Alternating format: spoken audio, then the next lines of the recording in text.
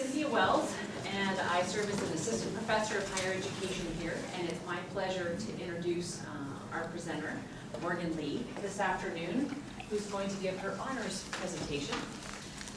Morgan is a politics major, and throughout her experience at Messiah, she's been very active with the Agape Center, particularly in human rights awareness, in service projects, and that's been very close to her heart. In this past year, she has served as a Boyer Scholar, and obviously has been part of our college honors program since she came to Messiah. At last week's Boyer Scholar banquet, Morgan's mentor described her as, quote, loving the thrill of being challenged and pushed outside of her comfort zone, and as a powerhouse of energy, optimism, intellect, and faith. And I think her project will demonstrate how greatly all of those comments are true. Morgan was recently admitted as a Coro Fellow, and she'll be serving next year in New York City. The Coro Fellows Program in Public Affairs is a graduate-level experiential leadership program that prepares diverse, talented, and committed individuals for effective and ethical leadership in the public affairs arena. 64 fellows are chosen from a very competitive field across the country. And each candidate is assessed through a day-long assessment in the candidate's selected city. So she'll be serving in New York City. A year ago, Morgan approached me with the idea of doing an honors independent study related to memoir. And I met Morgan for the first time when she was an incoming honors candidate. And we shared a love of books, and she knew that I had this real passion for memoir. And I knew at that point the time commitment that was involved in overseeing an independent study, and I was a bit hesitant. Morgan was very persuasive, and I'm very, very glad that she was, because it has been a real blessing to walk alongside her as we've both learned to think more deeply, and more compassionately, and to be challenged by the potential as well as the promise as well as the pitfalls of the genre of memoir as it relates to questions of human rights awareness. So I know that I learned a lot and that you are going to really enjoy the conversation today. So please join me in welcoming Morgan Lee, Memoirs of Human Rights Awareness.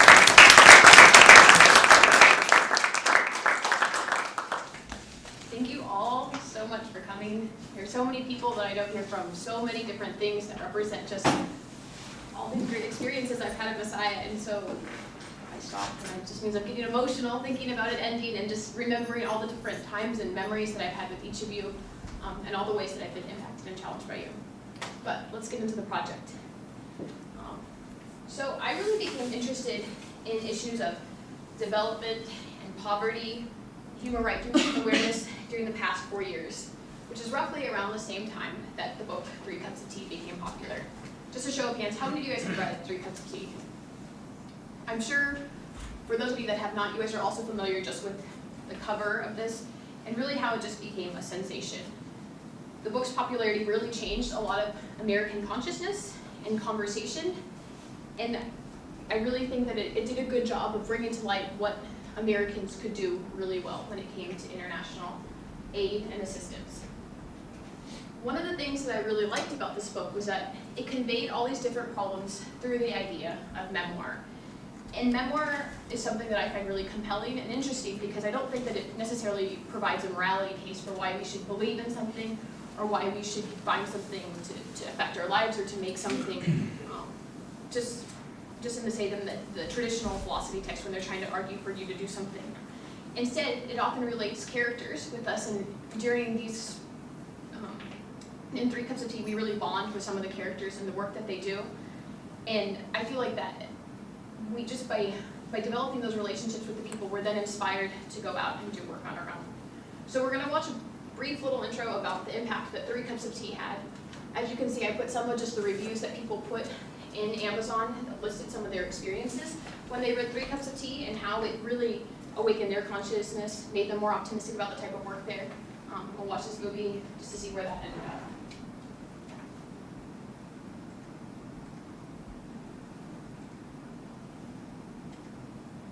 years ago, Greg Mortenson's gripping and inspirational memoir, 3 Cups of Tea, shot up the bestseller list. His story inspired millions to donate to his charity.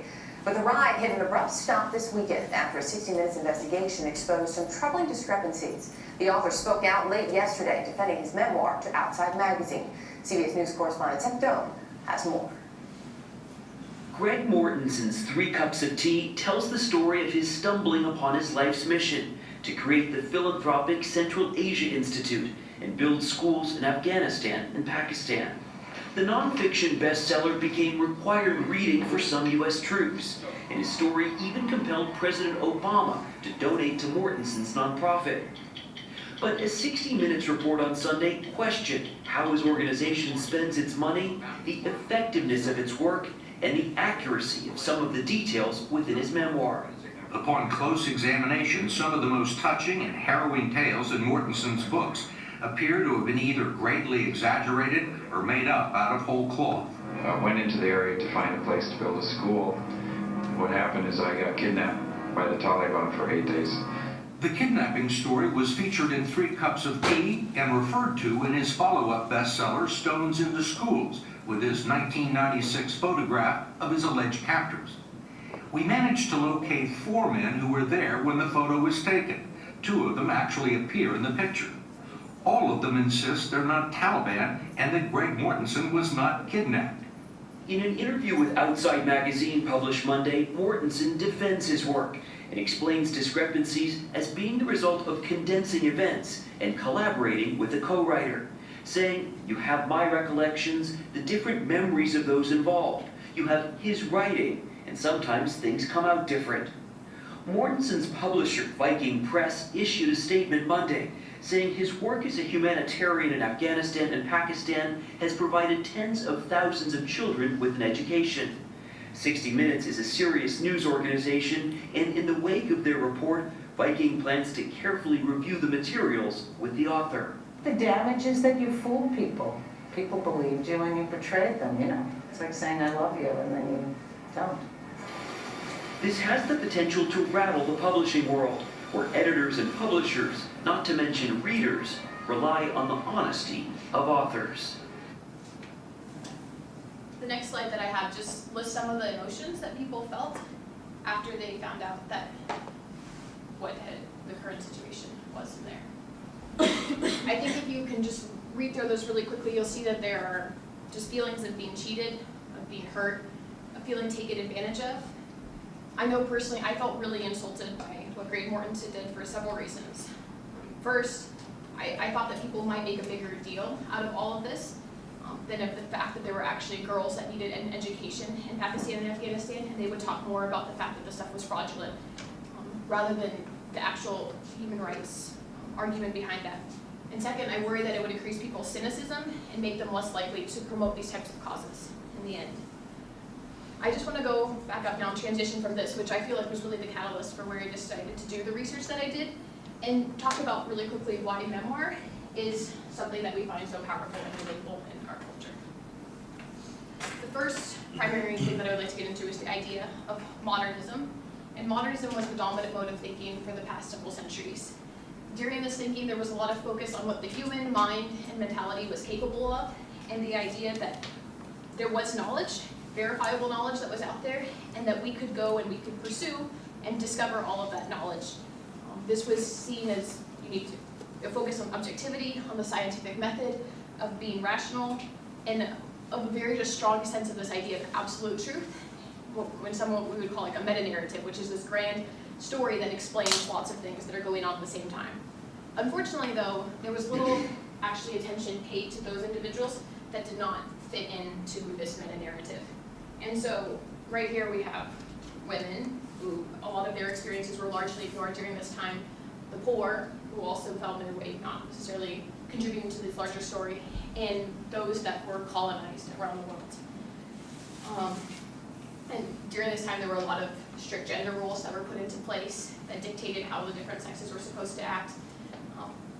The poor did not necessarily ever get to have a say in how the economy was working and how other different types of modes were thinking. And obviously this was a time of vast colonization and subordination of other individuals who were considered uncivilized. So the reaction that came out of this was an intellectual movement known as postmodernism. And postmodernism really looked at and said, why is it that we are only focusing on some individuals having all the say and all the power in determining how people are thinking and not letting those that we see that is also part of this reality, of also contributing to this experience, letting them kind of articulate what's going on. So I just wanted to summarize what each of these different intellectuals said. Lyotard was the first one to really talk about postmodernism, and he called it incredulity towards meta-narratives. So to break that down, basically, he talked a lot about the embrace of creating localized truth and localized narratives, of looking at history, of being the collection of all of our experiences, not necessarily having one idea of what history looked like. Derrida and Foucault looked a lot at language and how language allowed and enabled people to ostracize and distance different groups from one another and put them at odds with each other. And they were very concerned with issues of power and issues of privilege and how people were using language to divide individuals. So the next thing we're just going to look at is how genre was also, especially personal narrative genre, was influenced by this. So autobiography. Autobiography can really be seen as the modernist type of way of talking about oneself. It often involved a very linear plot line, so it starts with your birth and ends when you're in your 70s or your 80s. It talks about achievement and about how people were on the road to that. It was usually told by people that society considered powerful, and the story of how they became powerful, or how they became wealthy, or how they became influential. And today, I think that we're all familiar with autobiography to a degree, but at the same time, memoir is much more popular. And so memoir today, if we look at them, they're told by people that didn't fit or don't fit the previous paradigm, and their popularity from these books does not come from the conventional modernist type of idea. If you just look at this next quote while I explain the type of individuals that I chose to read their books, I chose to read books from 3 different women to type of look at these themes and how they played out, especially in the context of human rights, with an indigenous woman from Guatemala. One of them is a Liberian expat who is now an American, and another American who was actually born in this country. So the first book I read is Rigoberta Menchú. And this, as you can see, is Rigoberta's account of after she fled the country of Guatemala, and she told her story to someone that wrote it all down and translated it later into English, but then edited and put into a version that we can read right now. This book I thought was really interesting for a lot of reasons. This book does not get any traction if it's not written in the time, which is the 80s. First of all, she's a woman. She's a member of a highly illiterate society. She did not receive very much formal education. And furthermore, she published it during an interesting time. This was during the middle of the Cold War, when it was still very difficult to grab the headlines if you weren't the US or the USSR. And she was still able to raise consciousness about the atrocities in Guatemala. Just to give you guys a brief summary about what went on in Guatemala, like a lot of conflicts that goes on, especially civil wars in society, this one was caused by widespread inequality that was assisted by a political structure that enabled the government, under political pretenses, to persecute individuals and to kind of launch their reign of terror to anyone who threatened their power. Indigenous people, such as her group, were often closely related with these Marxist rebel groups, and as thus they were targeted, often slaughtered indiscriminately. Hundreds of thousands of people afterwards fled, and then they were murdered or they disappeared. Oh, sorry about that. So the first couple things that I just thought were also more striking, if we look at this more from a human rights point of view, is that we see the success of something I call situatedness, which is seeing reality not as important from this objective point of view, which again is one of the most important things about modernism, but more seeing experiences through people's eyes and the people that live them. She humanized a big conflict for a lot of individuals and helped people to understand the importance of the individual experience. And so when you hear terms such as rape or death or missing, you can apply it through her lens rather than just applying it to a casualty of war. The second thing that was really interesting is about 15 years after this book came out and gained a lot of international accolades, she ended up actually winning the Nobel Peace Prize in 1991 for her work here, was the fact that an anthropologist named David Stoll came out and he published a book that said, I don't think that everything that she's writing is accurate in here. And I think that what's interesting is he wasn't just out there, some people just accused him of slamming her for to raise his own stature, but he talked about some important things that I think are worth discussing, and one of them was that people would be acting I said, for the problems were generated was arguing that people would be acting on them if they were reading Menchu's ideas as true. And people would not only be making wrong assumptions about what the nature of the conflict looked like, but they would also be making incorrect assumptions about how to best address and solve the conflict later on. Furthermore, I think another problem that was on is just, if we're talking about the importance of individual stories and of individual narrative, there's a tension in the idea that one person's story then has incorrect information that people are trying to read as this experience being an individual and unique experience. Stoll wrote in his book that for foreigners responding to a human rights emergency, a single story came to personify a nation in crisis, giving it an aura of representativity and significance that in other ways would not have had. The next book that I looked at was this year's common read for first years, which is The House on Sugar Beach. And this is a book about an individual who, she came to Liberia when I think she was around, or she came to the United States when she was about 14, but she's reflecting on her childhood in Liberia and trying to make sense of everything that went on. She left just as the violence was starting to escalate and would escalate for the next couple decades. The Liberian Civil War, Liberia actually has a very interesting history. It's a country that's in West Africa, and it was formed by former American slaves who came in here, and they were encouraged by both Southerners and Quakers that they would never fully assimilate and integrate into U.S. society, and so they should go back to Africa where there would be more hope. So they tried to colonize this area in West Africa, but instead they were never successful at really unifying the area, and so they set up a class of people that were former slaves, which later became the upper class, and then they called like the country people, or the indigenous groups that were actually there. Obviously, eventually there was widespread resentment by the individuals that were on the lower rung, and it ended with a coup, which is when she left. But after she left in 1980, basically after that Liberian Civil War, there were two different ones, and this was a time when the statistics are just brutal about like what actually went on. They also employed child soldiers. There was a lot of devastation of the political structure, the economy, and just massacres of thousands of Liberians. So one of the interesting things I think about this that sets it apart from Ida Ureta Menchu is the fact that this narrator is privileged, and that she grew up in a society where she was entitled or able to access different things than everyone else that was able to as well. I'm just going to read you a short excerpt of what she talks about in her privilege. She's slightly sarcastic in the way that she talks about these things, but she's trying to grapple with this stuff at the same time. She says, when presented the choice between America and Africa, my ancestors chose Africa. Because of that choice, I would not grow up 15 years later as an American black girl, weighed down by racial stereotypes about welfare needs. I would not have to deal with the burdens of a sub-Saharan African girl with a life expectancy of about 40 years, yanked out of school at age 11 so I could fetch water and cook over a coal pot and bury babies younger than myself. Instead, these two men handed me a 1 in a million lottery ticket, birthed into what passed into the landed gentry of Africa's upper class in Africa's first independent country, Liberia. And so right away she comes from a completely different standpoint than anyone else.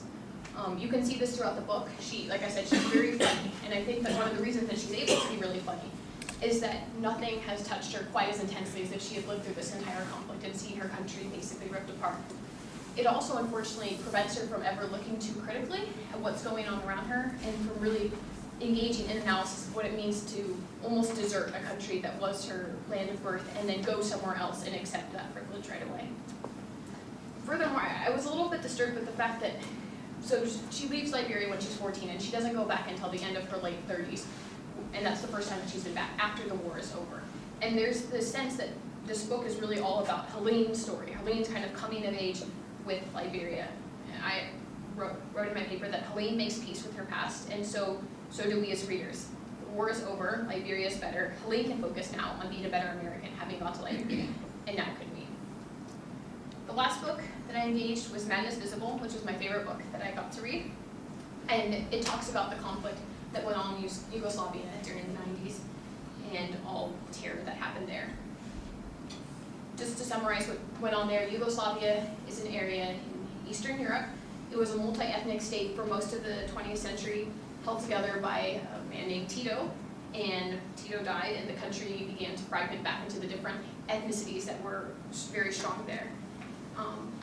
Serbia, which was one of the largest ethnicities in the group, decided that they wanted an area that was very pro-Serbian. Even though they only represented the majority in Serbia, there were also other Serbs that lived in other areas, and they decided to drive out the individuals that were not Serbs in the area.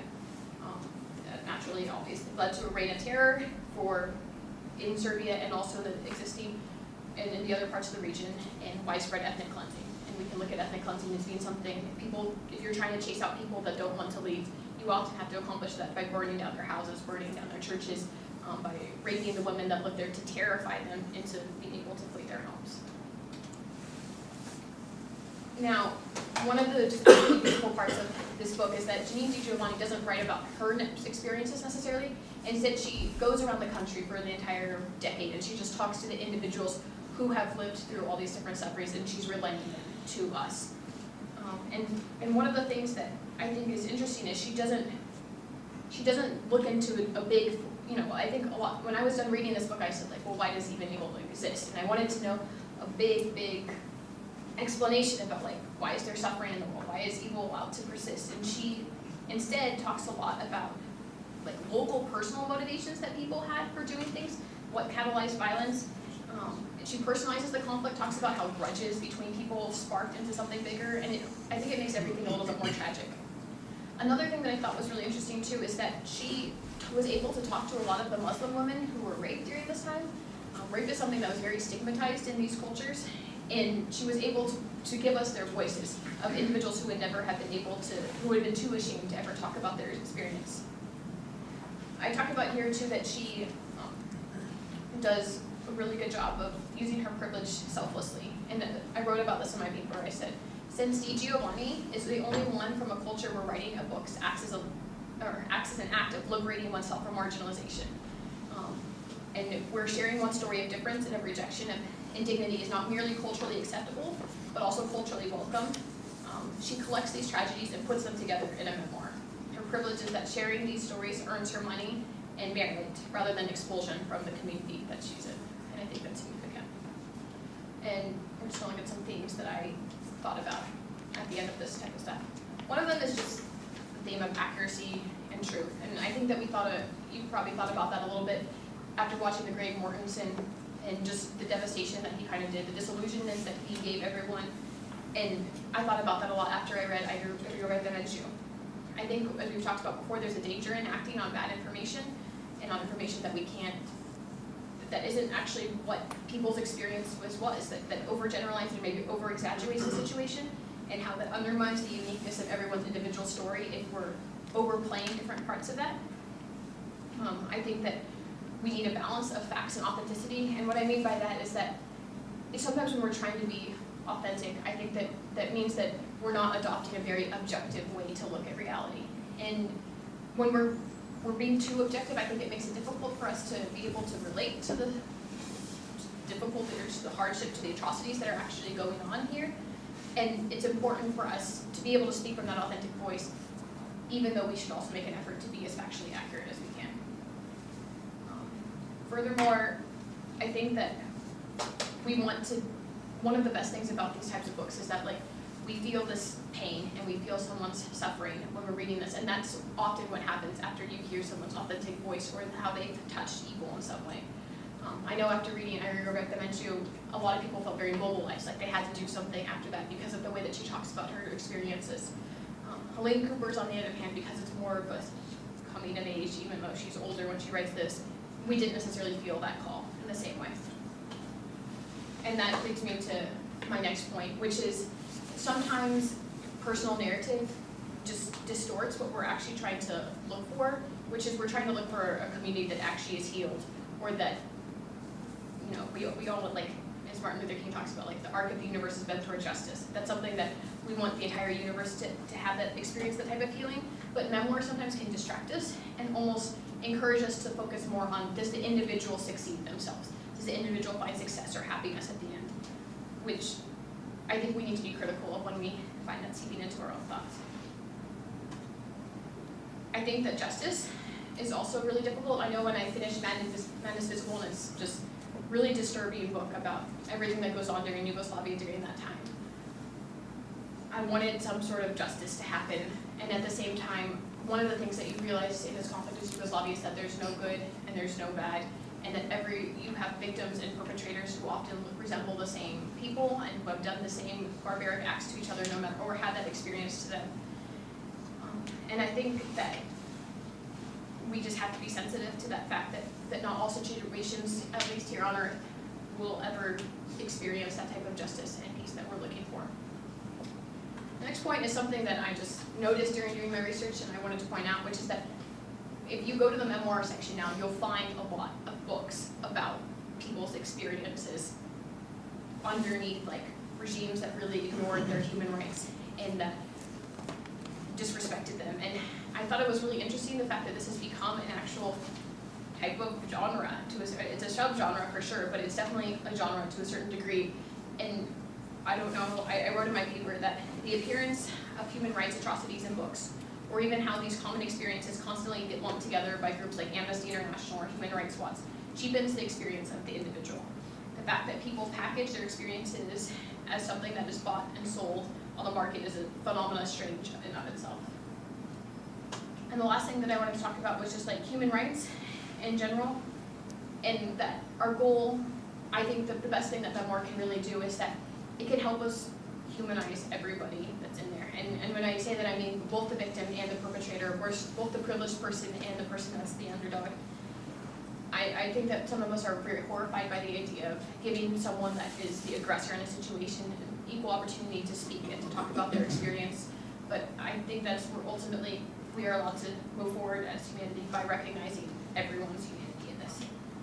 And just to go back to the point and reiterate what I said earlier, we're hoping to also just galvanize that compassion and to get people to go out into the world and address these situations beyond just hoping for like personal stories and personal success.